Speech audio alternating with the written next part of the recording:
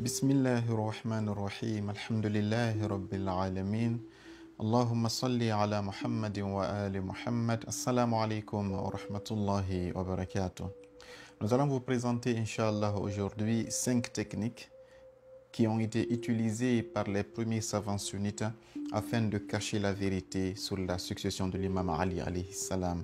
5 techniques qui font que le sunnite qui vit aujourd'hui, malgré tous ses efforts de chercher la vérité, il est sincère, il est dévoué, il est motivé, mais le chemin qu'il est en train de suivre a été un chemin qui a été piégé par ceux qui l'ont précédé. La première technique ici qu'il faut voir, c'est que les savants sunnites filtraient les hadiths. Le fait de filtrer. Une fois que le hadith était un hadith qui est authentique et qui concernait le fait de prouver que l'imam Ali était le vrai calife, Bukhari, Muslim et les savants qui sont les plus prisés aujourd'hui refusaient de le mentionner dans leurs livres. Tu ne vas pas trouver de traces dans les livres-là. C'est quand tu vas dans les livres de tafsir, dans les livres d'autres savants, tu vas voir qu'ils ont écrit « Haza hadithun sahihun ala sharti muslimin wa Bukhari wa lam yukhrijahu » Tu verras que le savant l'a dit, ce hadith-là, il est authentique selon les critères fixés par Bukhari et Muslim, mais ni Bukhari ni Muslim n'ont osé citer ce hadith dans leur livre. Pourquoi?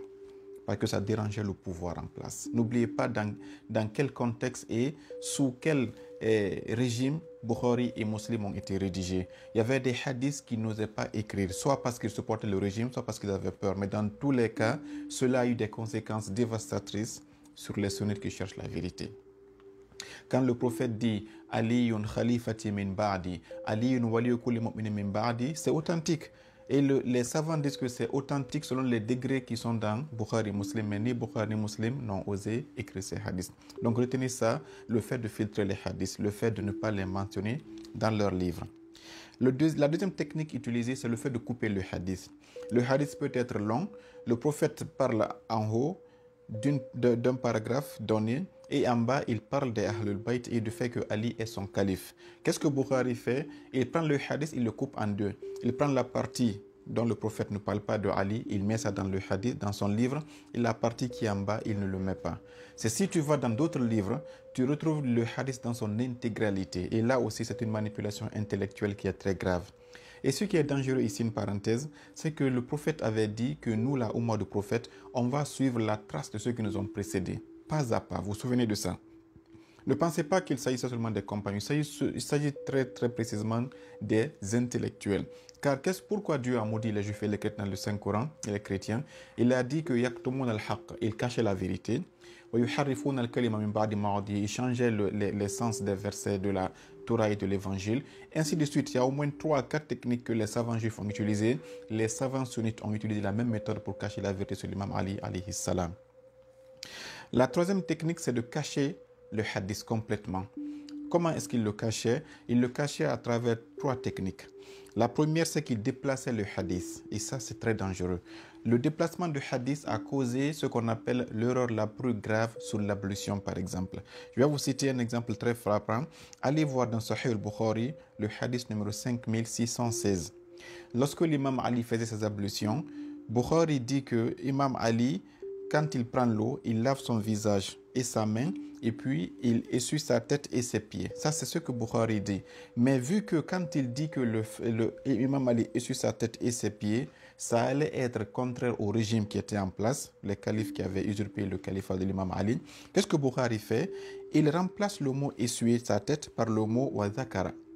Il a dit et il s'est rappelé de sa tête. Quiconque lit ça, il va dire que ça n'a pas de sens. Laver le visage et les mains et se rappeler de la tête et des pieds. Pourquoi? Parce qu'il a voulu cacher le mot qui est là. Et ça, c'est ce que le Coran a dit. Yuharrifuna al-kalima. Il falsifiait les versets de la Bible et le Bukhari falsifiait les hadiths du prophète Mohammed sallallahu alayhi wa sallam. L'a-t-il fait lui-même ou les autres l'ont fait après sa mort? Allahu alam. Mais cela a fait que les sunnites aujourd'hui lavent leurs pieds et se la mettent dans l'égarement. Or, ce hadith, si tu veux le trouver dans son état originel, va dans Ibn Majah au hadith numéro 460, Nasa'i hadith 1136, où ils sont authentiques selon Albani, et on dit que Masaha bira'asi wa rijlayhi, Imam Ali a essuyé sa tête et ses pieds. Bukhari refuse de mettre le verbe essuyer, il l'efface, il met wa ghasala. Et il s'est rappelé. Ça, c'est juste un exemple que je vous donne parce que le temps ne le permettrait pas d'aller plus loin. Donc, il déplace le hadith. Il le déplace comme en Bukhari. Quand il écrit ce hadith dans son livre, il a un chapitre qui est consacré à la prière et à l'ablution. Il sait que si tu veux chercher les hadiths sur l'ablution, tu vas aller dans le chapitre consacré à l'ablution. Mais où il met ce hadith, il le déplace du chapitre de l'ablution vers le chapitre des boissons. Bab al-Ashriba. Entre vous et moi, qui va aller chercher un hadith sur l'ablution dans le chapitre de comment est-ce qu'il faut boire? Faut-il boire debout? Faut-il boire assis? C'est là-bas qu'il a caché le hadith. Bukhari a fait deux actions. Il a d'abord falsifié le verbe essuyé par le verbe se rappeler, mais non seulement ça n'a pas suffi, il a pris le hadith du chapitre de l'ablution et il l'a caché dans le chapitre des boissons. Ça, c'est les savants sunnites qui ont fait ça. Toi, le sunnite, même si tu es sincère, tu veux chercher la vérité, comment tu peux la trouver si Bukhari, qui est ton livre le plus authentique, t'a manipulé de la sorte? Qu'Allah vous pardonne tous. Et qu'est-ce qu'ils font parfois? La chaîne de transmission, ils attaquent la chaîne de transmission parfois. Comment ils font? Par exemple, ici, la chaîne de transmission, vous savez, il y a ce qu'on appelle at-tariq. Le prophète peut dire un hadith devant 10 personnes. Chacune des 10 personnes dit le hadith devant d'autres personnes. Donc, tu vas voir que les hadiths ont 10 chaînes de transmission. Qu'est-ce que les savants font? Si parmi ces 10 chaînes de transmission, il y a une seule chaîne qui est daif, ils mettent celle-ci en avance. Ils disent le hadith là, c'est vrai, il est daif, alors qu'il y a 9 autres personnes qui ont rapporté le hadith où la chaîne de transmission est authentique. Mais comme toi, tu n'es pas un savant pour aller fouiller partout, ils ne te disent pas cela, ils te laissent aller t'égarer. Et là, c'est une malhonnêteté intellectuelle qui ne dit pas son nom aussi. Et qu'est-ce qui est plus grave en plus? Parfois, les mots du prophète, quand il dit Ali Khalifati, Wawasiyi, il préfère effacer Khalifati, ils disent Kaza wa Kaza. Allez dans la vidéo numéro 2 de cette série de Parlons Ali, vous allez voir que lorsque le prophète avait dit Inna haza akhi wa wasi wa khalifati, celui-ci est mon frère, mon testamentaire et mon calife, ils ont dit Inna haza akhi wa kaza, celui-ci est mon frère, tel. Ils ont effacé les mots du prophète Mohammed sallallahu alayhi wa sallam. La même chose que les juifs faisaient, yuharrifuna al-kalima, yaktumuna al-haq, ils cachaient la vérité. Allah les a maudits pour ça. Les savants sunnites aussi ont fait la même chose. Mais s'ils ne peuvent pas changer ni la chaîne de transmission, ni cacher le hadith, ils modifient le sens du mot. Quand le prophète a dit Ali wali Ali est le guide de tous les croyants après moi, ils disent non, le mot wali veut dire ami. Le sunnite, quand tu lui dis ce hadith, il va dire oui, c'est vrai, c'est un hadith authentique, mais wali ne veut pas dire guide. Alors que le prophète, dans la sourate Al-Ahzab, verset 6, Allah dit An-Nabiyyu awla bil mu'minina min anfusihim. Dans la sourate Al-Ma'idah, verset 55, Innama waliyukumullahu wa rasuluhu wallazina amanu. Le mot wali veut dire guide, veut dire maître, veut dire celui que tu dois suivre après. Allah, son prophète, c'est l'imam Ali alayhi salam.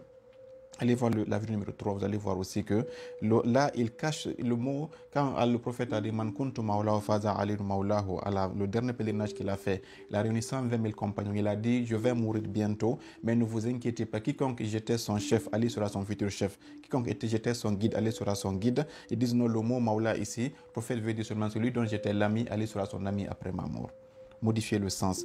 Dis-lui le contexte est l'autre technique aussi. Dis-lui le contexte, ça veut dire quoi? C'est dire que non, comme quand le prophète avait dit Ali, entre toi et moi, c'est comme entre Haroun et Moussa. Allez voir les vidéos précédentes. Toutes les preuves sont là pour montrer que Ali était le calife du prophète Mohammed.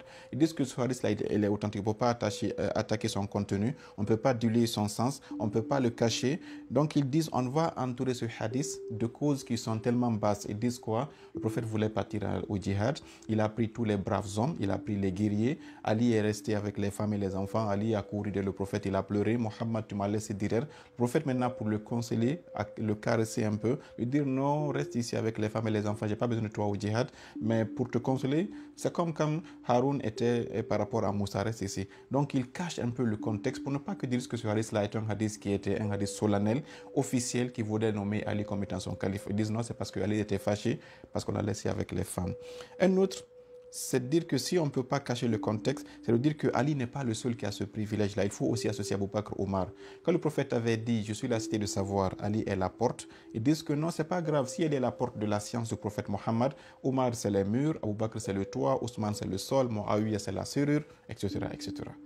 C'est-à-dire ils ne sont pas d'accord que Ali ait un privilège que le prophète lui donne, que Allah lui donne, sans qu'il ne cherche à cacher ce privilège-là. Et voilà un peu les techniques. Ce n'est pas tout qui est là, mais comme on n'a que 10 minutes, je pense que vous avez compris pourquoi le sunnite, quand tu lui parles des versets, il ne comprend pas. Parce que les savants qui l'ont précédé ont lavé son cerveau, ont bouclé, ont mis des verrous. Il faut prier pour lui d'abord avant de faire débat avec lui. Car si tu ne pries pas pour lui, même si tu amènes des vérités, il y a un brouillard qui l'entoure, qui l'empêche que son cerveau naturel voit ces vérités. Qu'Allah nous pardonne et qu'il nous guide sur la vérité de Ali et de Muhammad wa Ali Muhammad.